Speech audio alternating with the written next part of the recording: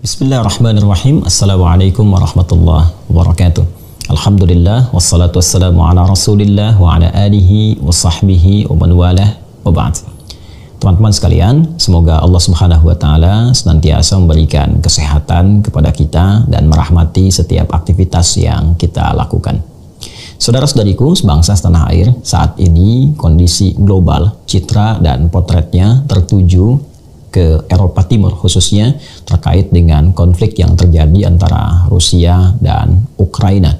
Bukan hanya menghadirkan konflik sosial, tapi juga sudah menghadirkan pertikaian-pertikaian militer yang kita turut berduka, menghadirkan banyak korban jiwa dan juga dampak yang tidak ringan, baik kepada infrastruktur, juga dampak-dampak politik secara global, dampak ekonomi, dan kini nampaknya merambat kepada dampak-dampak militer yang melibatkan negara-negara lain pada umumnya kemudian terlibat dalam situasi yang spesifik terjadi antara Rusia dan Ukraina di Eropa Timur tentunya. Sebagian dari kawan kemudian meminta kepada kami untuk bisa memberikan bukan sekedar tanggapan tapi lebih kepada bagaimana Islam atau ajaran Islam memberikan pandangan terkait dengan situasi yang terjadi khususnya di Rusia dan Ukraina atau pada umumnya bila terjadi aksi-aksi militer demikian atau konflik dari dua pihak atau lebih yang terjadi, bagaimana Islam mengambil posisi yang dengan itu memberikan panduan kepada umat muslim untuk bersikap. Di sini kita akan coba secara objektif membahas dari 3 turunan utama. Yang pertama tentunya apa yang dimintakan oleh sebagian kalangan atas sikap Islam mengambil pelajaran dan juga memberikan solusi pada hal-hal yang terkait seperti yang dimaksudkan. Juga yang kedua, kita belajar sedikit tentang sejarah bagaimana berlangsungnya kemudian Ukraina dan Rusia terkait hubungan keduanya dari sejak dulu berdirinya sampai dengan gesekan-gesekan konflik yang terjadi yang kiranya sampai dengan puncak militer di abad yang ke-21 pada saat ini. Pun demikian yang ketiga, kita sedikit akan belajar tentang geopolitik dunia dan korelasinya terkait dengan nubuat yang disampaikan oleh Rasulullah SAW 15 abad yang lalu tentang hal-hal yang mungkin terjadi sebagai pembuka ke akhir-akhir zaman. Bagaimana dunia bergerak, secara apa kemudian situasi global memberikan tanda-tanda yang harus kita persiapkan untuk bersikap dan merencanakan aktivitas untuk ke depan. Kita akan persingkat. Yang pertama terkait dengan sikap Muslim, orang Islam bagaimana menyikapi ketika terjadi konflik di antara dua pihak atau lebih.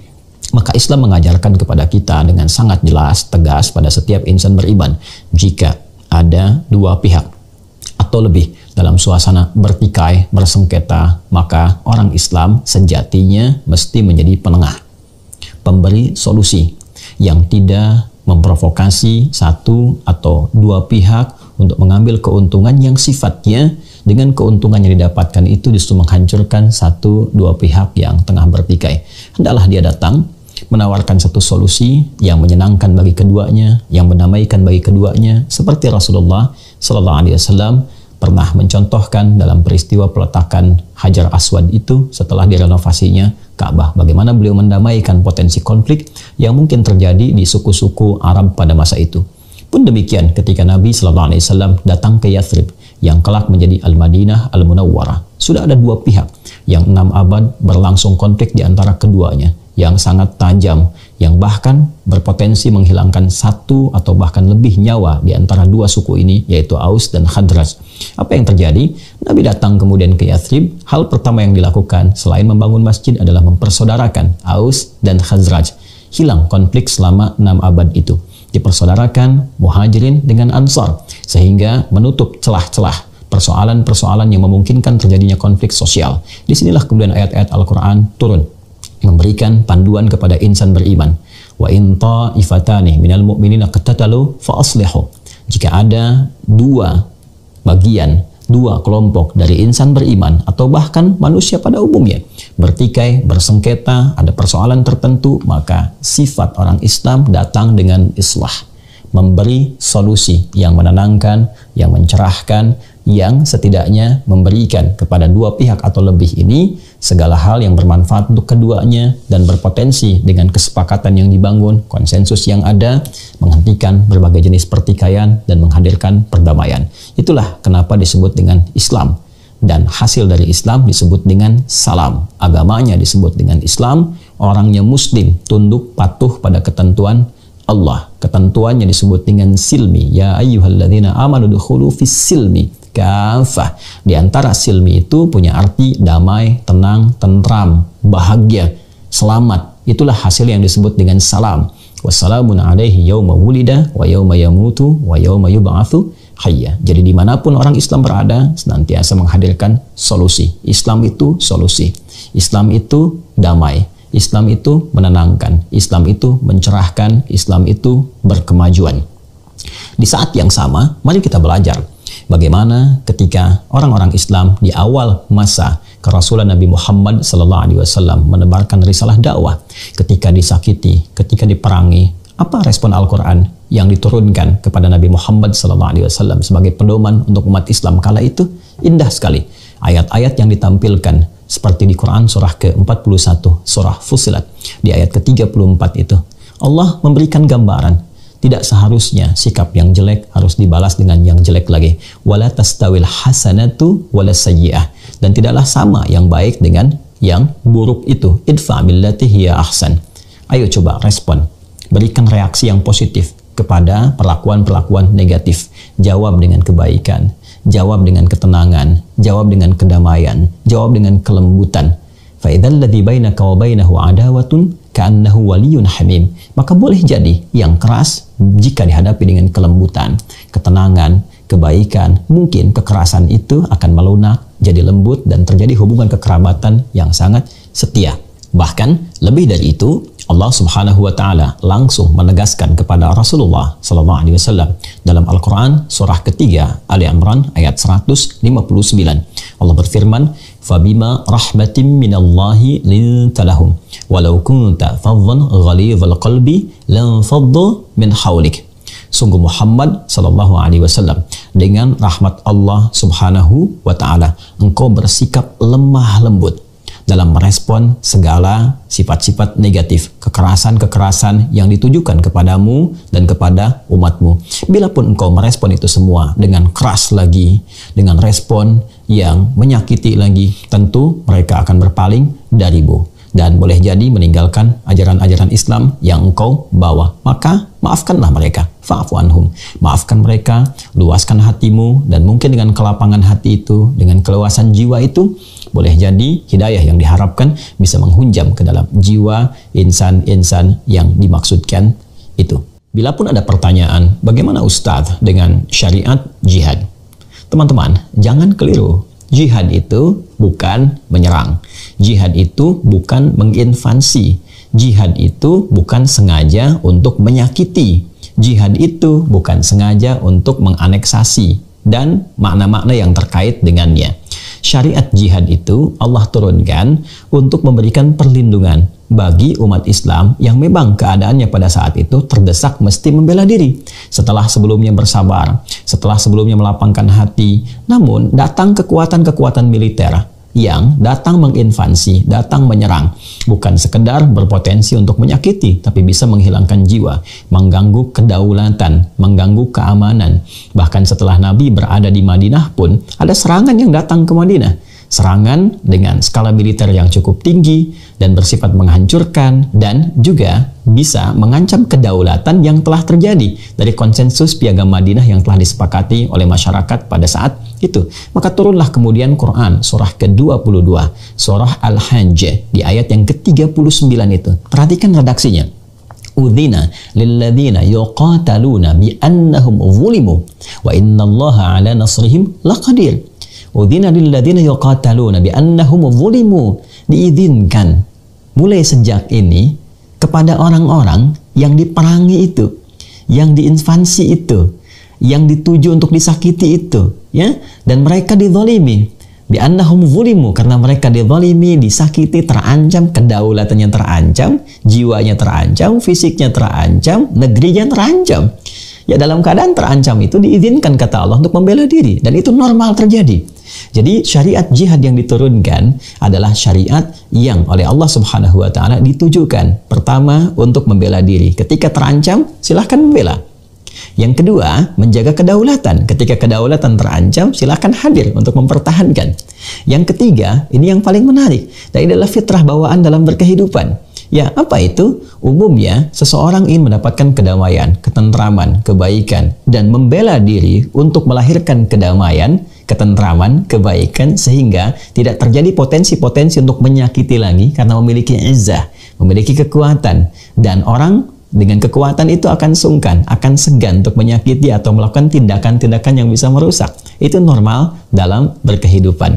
Jadi jihad bukan ingin menghancurkan orang lain. Jihad bukan ingin menimbulkan kekacauan, apalagi kesan-kesan terorisme yang seringkali dimunculkan kekinian. Itu adalah sesuatu yang salah total, totally wrong. Ya, satu paradigma yang dibangun, citra yang ditunjukkan, tapi keliru dalam memahami baik konsep ataupun terapannya. Jadi, kalau kita ingin kembali kepada segmen pertama, bagian dari perbincangan kita ini, kita ingin menegaskan bahwa, sekali lagi, sikap umat Islam wajib menghadirkan islah, jalan tengah yang mendatangkan perdamaian, yang menenangkan, yang meneduhkan, yang memberikan kemaslahatan bagi dua pihak ataupun berbagai pihak yang terlibat dalam situasi-situasi konflik. Baik itu yang terjadi di Eropa Timur antara Rusia dan Ukraina seperti yang sekarang kita saksikan, ataupun juga konflik pada umumnya dalam skala global ataupun juga skala lokal yang terdapat di Indonesia secara khusus. Bagaimana Muslim bersikap? Maka bersikaplah seperti yang tadi telah kami utarakan berdasarkan bimbingan Al-Quran dan praktik berkehidupan yang dicontohkan Rasulullah Sallallahu Alaihi Wasallam. Muslim selalu solutif. Muslim menghadirkan solusi yang meneduhkan, menenteramkan, bermaslahat, dan berkemajuan yang mencerahkan. Sekarang kita akan masuk pada perbincangan yang kedua tentang situasi yang terjadi antara Rusia dan Ukraina berdasar tinjauan sejarah, dan ini akan memberikan landscape yang lebih luas dan juga pandangan yang lebih objektif, karena kita tidak bisa melihat satu persoalan yang terjadi di satu tempat hanya dari sudut pandang kita pribadi saja. Kita mesti masuk ke dalam wilayahnya, kita masih masuk dalam spektrumnya, sehingga kita bisa merasakan dan mengetahui jika berada dalam lingkaran yang dimaksudkan. Dan pendekatan sejarah adalah pendekatan yang paling netral, yang kita bisa perhatikan, kita bisa lihat, termasuk keterkaitannya dengan respon-respon dunia yang kita saksikan pada saat ini. Teman-teman, sejatinya kita bisa mendapatkan banyak referensi yang bahkan bisa di-googling, berselancar sendiri, mendapatkan referensi dari internet tentang keterkaitan sejarah antara Ukraina dan Rusia yang ternyata memang sudah berlangsung sejak berabad-abad yang lampau, tepatnya dari 880 Masehi, abad ke-9 sampai dengan abad ke-12 Masehi itu. Keterkaitan dan keterikatan antara Rusia dan Ukraina seperti kita ketahui sudah berlangsung dari sejak zaman kerajaan Kievan Rus atau Kiev-Saya Rus di Eropa Timur, wilayah Slavia Timur khususnya. Dari mulai Novgorod yang sekarang disebut dengan Rusia itu, dan kelak kemudian dialihkan oleh Oleg ke wilayah Kiev yang kita kenal sebagai ibu kota Ukraina pada saat ini di abad ke-9. Sampai berlangsung sebagai pusat politik, pusat ekonomi di abad yang ke-11, dan memang sejak saat itu keterikatannya begitu kuat, bahkan menyatu. Saya ingin lompat cepat ya sampai kemudian terjadi satu pertikaian-pertikaian, perselisihan-perselisihan yang memisahkan di antara keduanya, bahkan wilayah-wilayah yang berada di sekitarannya, baik itu Belarusia ataupun yang sekarang menjadi wilayah-wilayah lain seperti negara Polandia, atau nanti kemudian batasan-batasannya Rumania dan Lituania dan sekitaran-sekitarannya, atau wilayah juga yang termasuk dalam wilayah Balkan yang kita kenal saat ini. Teman-teman, masa Soviet pada kisaran awal abad ke-20 menyatukan kembali wilayah-wilayah ini, baik apa yang tadi saya sebutkan dan khususnya terkait dengan Rusia dan Ukraina, maka dijadikan satu kesatuan wilayah di Soviet, baik wilayah Balkan, kemudian juga Ukraina dan termasuk Rusia di dalamnya. Disatukan dalam satu kesatuan, disebut wilayahnya dengan Uni Soviet, dan membentuk satu fakta pertahanan tertentu di tahun 1955 dikenal dengan Fakta Warsawa, seperti yang pernah kita pelajari dalam sejarah. Satu bencana muncul sekitar tahun 1930-an di era Stalin saat memerintah di Uni Soviet itu, ketika Stalin diduga mendesain satu bencana khusus di wilayah Ukraina yang menyebabkan kelaparan yang akut sehingga menyebabkan banyak orang meninggal dunia pada masa itu. Diduga banyaknya populasi di Ukraina yang meninggal dengan harapan digantikan oleh generasi-generasi tertentu yang diduga menghadirkan kesetiaan yang tinggi terhadap Uni Soviet ataupun kepemimpinan Stalin dan orang-orang setelahnya. Pun ini diperparah dengan terjadinya satu kebakaran dahsyat di pusat nuklir di Chernobyl sekitar tahun 1986 yang ini juga menelan banyak korban jiwa di warga Ukraina pada masa itu. Ini yang sesungguhnya menghadirkan satu rasa berbeda, konflik-konflik awal, akar-akar sekam yang menghadirkan bara di kemudian hari, keinginan untuk berlepas, keinginan untuk berpisah dari sebab-sebab yang tadi telah disebutkan. Puncaknya pada tahun 1991 terjadi puncak dari Perang Dunia Kedua, khususnya antara blok timur dari Soviet dengan blok barat yang dikomandoi oleh Amerika pada masa itu, yang secara singkat menghadirkan kekalahan dari blok timur di pihak Uni Soviet pada khususnya, yang secara konsekuensi langsung dari itu semua menghadirkan bubarnya Uni Soviet, dan tibalah kemudian masa-masa negara-negara berpecah, hadir negara-negara kecil, lebih kecil saya maksudkan dibandingkan dengan Uni Soviet yang melahirkan Rusia seperti kita kenal saat ini. Kemudian Ukraina juga termasuk Belarusia yang sebagian dari itu semua kemudian membentuk satu persemakmuran yang dikenal dengan CIS atau Commonwealth of Independent States. Ya, jadi perhimpunan negara-negara yang merdeka dari Uni Soviet pada masa itu. Saya tadi sebutkan ada Rusia, ada Ukraina, ada Belarusia, dan beberapa negara-negara yang lainnya termasuk juga dari negara-negara Balkan. Teman-teman sekalian, setelah itu terjadi pasang surut yang kita bisa saksikan saat ini. Ada yang lebih kemudian cenderung ke wilayah-wilayah yang Eropa Timur untuk menyatukan kembali visi-visi masa lalu, dan ini diwakili oleh Rusia. Rusia masih punya ambisi-ambisi yang sangat tinggi bagaimana menghadirkan kebesaran-kebesaran di masa Uni Soviet dulu, sampai kesan yang dibangun bagaimana ingin menyatukan satu wilayah besar disebut dengan Kekaisaran Rusia, sehingga nostalgia masa lalu menjadikan Rusia ingin memperlebar wilayah-wilayahnya, dan kemudian juga bukan hanya ingin menganeksasi, tapi juga ingin menjadikan setiap wilayah-wilayah kecil yang dipimpin oleh pemimpin-pemimpin tertentu tetap menginduk kepada Rusia. Dan ini yang terjadi kemudian pergolakan-pergolakan, bagaimana dikondisikan setiap pemimpin-pemimpin di wilayah bahkan seperti Belarusia, termasuk juga Ukraina yang pro terhadap Rusia.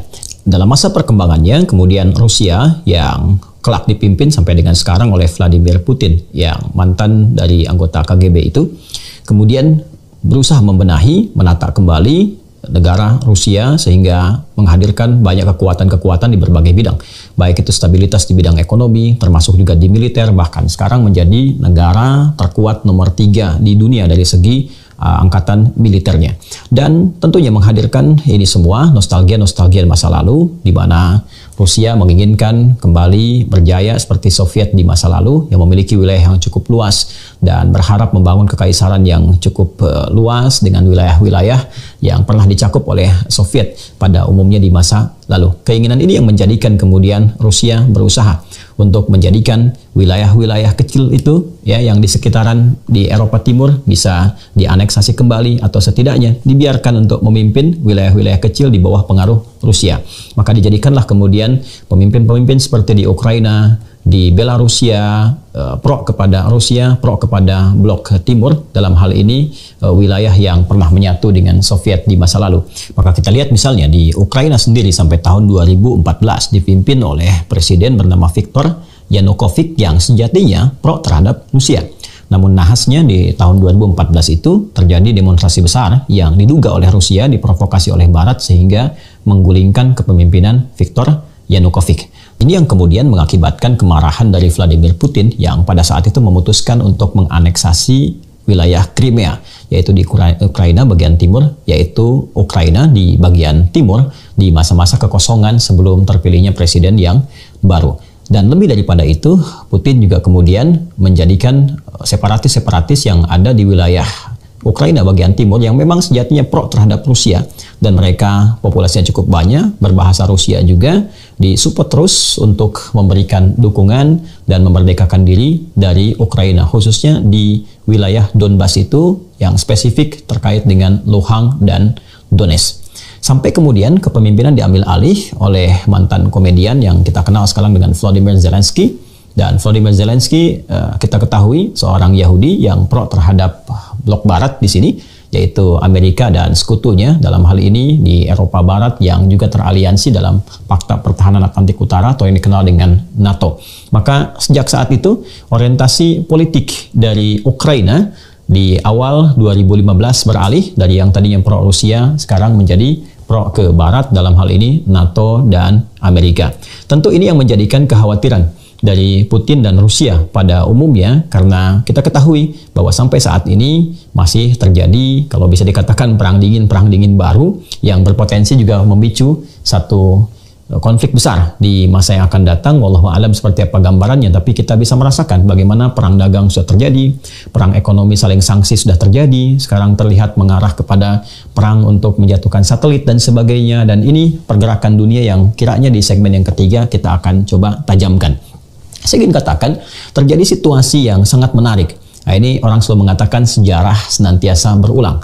Kalau kita melihat pada medio di 1962, Anda mungkin masih ingat ya, ketika ada pembahasan bahkan yang di Wikipedia pun dihadirkan sebagai satu tragedi nuklir di Kuba saat September itu 1962, Amerika melakukan serangan terhadap Teluk Babi di Kuba yang ini menjadikan Uni Soviet pada masa itu merasa sangat berang, sehingga Perdana Menteri Soviet pada masa itu yang dipimpin oleh Nikita Khrushchev memutuskan untuk mensuplai dan mensupport Kuba dengan support yang sangat luar biasa dengan senjata-senjata nuklir dan bersiap menempatkan senjata nuklir di wilayah Kuba itu, sehingga didesain untuk mempertahankan Kuba dan satu saat juga digunakan bila terjadi satu benturan militer antara Uni Soviet dan Amerika pada masa itu. Tentunya Amerika melihat bahwa Kuba ini berada di garis merah, di red zone-nya Amerika, yang dikhawatirkan tentunya jika ada reaktor nuklir di sana, senjata nuklir di sana akan sangat mudah menghancurkan kota-kota besar yang ada di sekitaran Amerika. Maka pada saat itu direspon ya oleh Kennedy pada masa itu dengan menyiapkan armada berkekuatan penuh. Bahkan di Florida itu disiapkan pesawat-pesawat pengintai, penerbang pengintai yang sekiranya sudah siap bila terjadi kontak fisik dengan Uni Soviet. Dunia tentu merasa khawatir jika terjadi perang nuklir pada masa itu, karena kekuatan antara Uni Soviet dan Amerika betul-betul dalam keadaan yang sangat seimbang. Dan alhamdulillah pada tanggal 28 Oktober 1962 ternyata Nikita berubah pikiran dan menarik kembali rudal-rudal yang telah disiapkan, reaktor-reaktor nuklir juga yang mungkin telah terbangun, dan bisa terjadi potensial konflik di antara Amerika dan Uni Soviet yang melahirkan perang nuklir pada masa itu. Alhamdulillah tidak terjadi kemudian, dan kembali ke Soviet dengan catatan dan perjanjian bahwa Amerika tidak boleh menyerang dan menghancurkan Kuba pada masa itu. Nah, menariknya, situasi yang terjadi di Kuba pada tahun 1962 sekarang beralih ke Ukraina. Masa kepemimpinan khususnya Volodymyr Zelensky itu di tahun 2015 sampai dengan tahun 2022, bahkan sampai dengan kini, NATO dan Amerika berusaha untuk bisa menjadikan Ukraina bukan hanya sekedar sekutu, bukan hanya masuk ke wilayah NATO, tapi juga berupaya untuk menempatkan reaktor nuklir di Ukraina yang memang secara langsung menjadi batas yang sangat dekat dengan Rusia, bahkan dikategorikan sebagai zona merah. Ini dalam perspektif Rusia. Jika kita berada dalam landscape di wilayah Rusia, maka akan terasa bahwa Ukraina adalah batas yang memang dalam sejarah pun menyatu, bagian dari Soviet. Jika terdapat reaktor nuklir di sana, dan memang itu dimiliki oleh NATO dan sekutunya, termasuk juga Amerika, yang dalam hal ini bertentangan dengan Blok Timur, maka sangat berpotensi menjadi ancaman yang sangat dahsyat, yang menghancurkan seluruh wilayah, bukan hanya Rusia, tapi juga bagian-bagian besar yang terafiliasi dengan Rusia itu sendiri. Baik negara-negara di Balkan ataupun sekitaran Eropa Timur yang condong terhadap Rusia. Ini yang menjadikan Rusia begitu khawatir dan memang menyiapkan ya rencana yang cukup matang, cukup panjang, diawali dengan mensupport gerakan-gerakan separatis di wilayah timur Ukraina yang di Donbas khususnya memang pro terhadap Rusia, bahkan bahasanya pun sudah menggunakan bahasa Rusia dan masuk dengan cara yang tidak biasa dengan menyampaikan bahwa ada keinginan di wilayah timur Ukraina untuk merdeka dan mereka dekat dengan Rusia, berbahasanya bahasa Rusia dan memang telah membuat perjanjian dengan Rusia yang kiranya ketika mereka membutuhkan bantuan mereka harus mendapatkan respon cepat dari Rusia untuk membantu. Ini yang menjadikan motif awal Rusia untuk memobilisasi pasukan yang sangat luar biasa di November 2021 dan puncaknya kita saksikan di awal tahun 2022 ini terjadi invasi besar-besaran yang pada awalnya terlihat dan terduga tidak dilakukan tapi ternyata masuk juga yang kita bisa duga secara umum bahwa tujuan utamanya spesifik adalah untuk mengganti kepemimpinan di Ukraina sehingga melahirkan pemimpin baru yang pro terhadap Rusia. Dan dengan itu semua dapat dicapai misi atau tujuan utamanya menggagalkan peluang-peluang dari Barat untuk menjadikan Ukraina sebagai bukan hanya batas merah dengan Rusia, tapi juga tempat yang bisa ditanam nuklir di dalamnya sehingga bisa memicu pertahanan-pertahanan Rusia dapat dihancurkan secara langsung dengan serangan-serangan nuklir yang langsung menembus ke jantung di Eropa Timur. Ini yang penting kita pahami secara global kalau kita bicara tentang geopolitik dan geostrategis. Ini ngaji geopolitik dan geostrategis. Jadi kalau kita berada di posisi Rusia, ini yang didapati. Kalau kita berada di posisi blok barat, Amerika dan sekutunya, maka ini yang dimungkinkan bisa kita baca.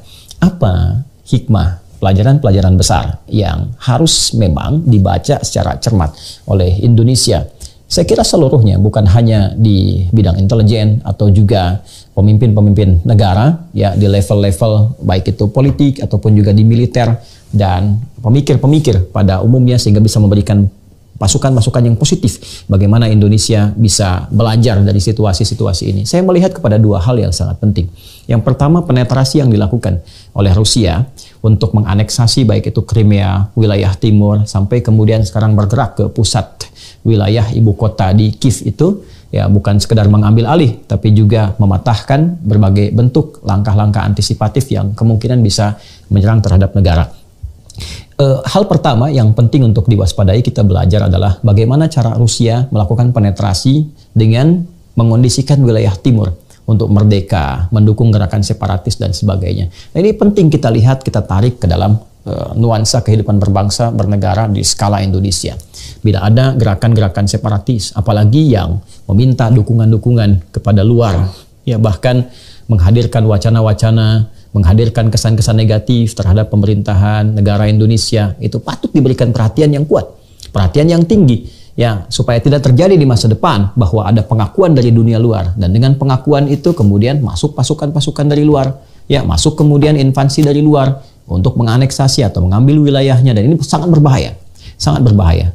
Atau kalau kita tarik lagi, lebih dekat lagi, skalanya kita perkecil lagi, maka kita mesti mewaspadai berbagai gejala-gejala konflik sosial yang menghadirkan polarisasi di lingkungan masyarakat Indonesia, di lingkungan bangsa Indonesia. Ini yang harus diwaspadai. Sekarang kita melihat gejala-gejalanya, ya bagaimana berbagai pihak dibenturkan. Bahkan di umat Islam saja bagaimana ada faksi Kiai A, Kiai B, gitu kan? Di Habib A, Habib B, ulama faksi A, ulama faksi B, masyarakat versi A, versi B. Di sini ada bagian buzzernya, di sini juga ada pihak-pihak yang menjadi corong sengketanya. Ini penting kita harus hadirkan rekonsiliasi, berpikir secara cerdas, berpikir secara komprehensif, mengembalikan kepada dasar negara yang telah disepakati, dan tanamkan kecintaan yang sesungguhnya pada diri kita terhadap bangsa negara. Jangan sampai terpecah, jangan sampai kemudian terbelah, ya. Jangan sampai hajat-hajat politik yang memang dikerjakan hanya oleh sementara orang demi kepentingan politik tertentu berpotensi dan tega mengorbankan satu hasil dari perjuangan yang telah menyatukan Indonesia. Ingat, saya ingin katakan Uni Indonesia itu telah terjadi jauh sebelum Uni Eropa. Ya, Uni Indonesia itu lebih besar dibandingkan dengan Uni Eropa. Eropa hanya menyatukan beberapa wilayah negara-negara dengan perjanjian tertentu. Indonesia itu mampu menyatukan kerajaan-kerajaan ya dengan tata kehidupan sendiri, dengan tata pemerintahan sendiri, bisa dipadukan dalam nuansa Bhinneka Tunggal Ika. Itu sesuatu yang sangat dahsyat ya. Dan bila terjadi potensi-potensi yang memungkinkan memecah atau terjadi potensi separatis dan sebagainya, harus cepat ditangani. Ya, cepat ditangani, cepat dicari solusi yang terbaik, solusi yang ideal, yang menenteramkan dan menyatukan. Itu pelajaran yang pertama. Jadi jangan sampai seperti Rusia, ya, masuk penetrasi ke wilayah timur Ukraina, sampai kemudian merangsek masuk ke wilayah pusatnya, sampai ke Kiev, ya, sampai berkeinginan menggulingkan presiden atau pemerintahan yang sah untuk diganti terhadap yang pro dengan Rusia. Ini dalam satu kacamata geopolitik yang ditarik kemudian ke dalam politik lokal yang menghasilkan satu ketertiban dalam bidang politik, hukum, dan keamanan di Polhukam dalam konteks ini. Ya. Kemudian teman-teman sekalian, pada bagian kedua kita juga melihat citra barat di sini.